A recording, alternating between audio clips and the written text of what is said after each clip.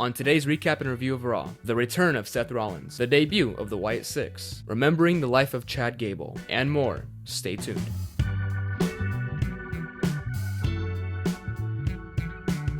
The show kicks off with the surprise return of Seth Rollins, who's been gone for almost 2.5 months. He enjoys the fans singing his song for a bit, but then gets straight to business by saying he wants to compete in the 2024 Money in the Bank match so that he can win back his World Heavyweight Championship. Damian Priest then comes out and says some nice words to Seth, like he's glad he's back and that he's looking really healthy. Then he says some not so nice words, like you were the one I wanted to cash in on, and it's not your show anymore, it's mine. And the segment ends with Seth accepting Damian Priest's challenge for the World Heavyweight Championship at Money in the Bank. I loved seeing Seth again. The show really isn't the same without him, and I respect Damian for never being scared of a fight. This segment gets an easy A tier. Next, Chad Gable and the Alpha Academy go to Adam Pearce to ask for yet again another Intercontinental Championship opportunity. Adam Pearce actually refuses and sends Chad Gable to the back of the line, which leads him to a match with Braun Strowman, which he loses obviously. So now I'm just here thinking, Chad Gable is never winning the Intercontinental Championship. He lost his 5th opportunity at Clash of the Castle, and now with this loss to Braun Strowman, he's completely out of the picture. I just feel like WWE dropped the ball with him, which bums me out because the whole Alpha Academy stuff was like my favorite part of the show. But even that they started to drag out a bit too long. Like tonight when Otis finally pushed Chad, that should have happened in Scotland in front of that amazing crowd. I'm giving this segment a D tier. Am I over exaggerating?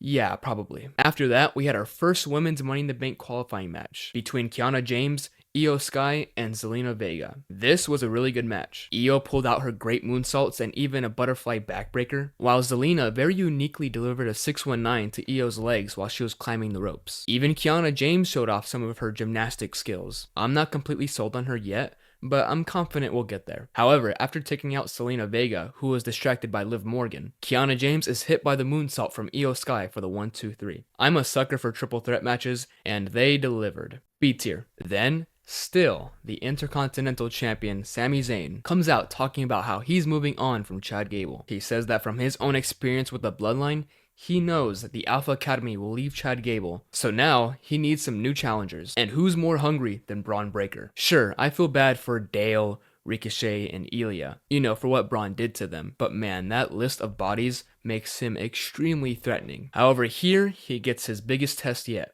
Sheamus, who's still trying to get the one title that he's never held in the WWE. The two start butting heads before Sami sets up a match between them to determine the #1 contender. And let me tell you, Bron Breakker is just a different breed. The guy jumped from the ring apron, delivered a clothesline, and landed on the announce table. However, as good as he is, it's so satisfying to see Sheamus batter him around. However, before Sheamus could hit the bro kick, Ludwig Kaiser interfered, causing a disqualification, which bummed me out because I really wanted to see a winner, but they definitely made up for it. Kaiser trapped Sheamus's leg in the steel steps and was gonna do that running slam that he did to Kofi and Giovanni. But Bron Breakker does not care who you are. He will fight literally anybody. So while Kaiser ran one way, he ran the other and met him full force with a massive spear. It was so cool. Before the match, and after were all bangers. This gets the top of A tier. Alright, so very quickly, let's cover some important things you should know. Damian Priest confronted Finn Balor for swiping Liv Morgan's hotel room card last week. Finn says he was protecting Dominik and was just throwing it away. Do you believe him? I don't, but what's he planning? The Alpha Academy packed their bags and leave Chad Gable.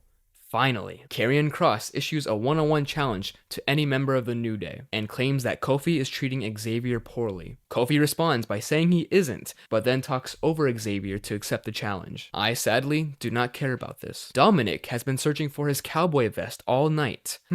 I wonder who has it. Katana Chance and Kayden Carter defeat Dakota Kai and Kairi Sane. Iyo Sky is very disappointed and threatens to make some changes to damage control if they keep losing. This match is here because it only lasted like 2 minutes. And that concludes some important things you should know. Dragon Lee finally had his chance to get his revenge on Carlito for injuring him before WrestleMania, which he totally failed at. For some reason, Dragon Lee's matches usually run short, and this was no different, not even lasting 5 minutes, which in some things I think is a pretty long time. However, I did like this spinning cutter that Carlito did, and this top rope stomp from Dragon Lee. But out came Liv Morgan wearing Dominik's vest to harass him some more. But Zelina Vega stands for consent and rushes in to attack her, which causes a huge commotion, distracting the referee, allowing JD to McDonough to help Carlito get the win. This was alright. It sucks seeing Dragon Lee lose, but I really hope they're setting up something big between the Judgment Day and LWO.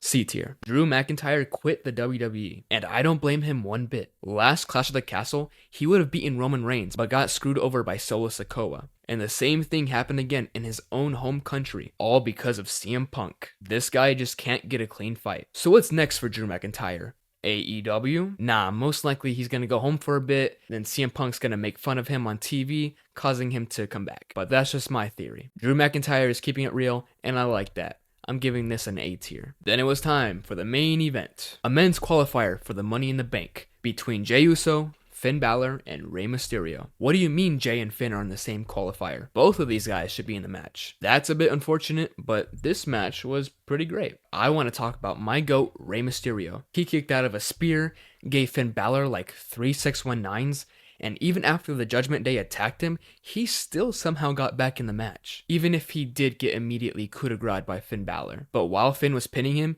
Jey came in with the Uso splash and got the 1-2-3. This was a really good match, but nothing too crazy or special, so I'm gonna give it a B tier. Did you think it was over already?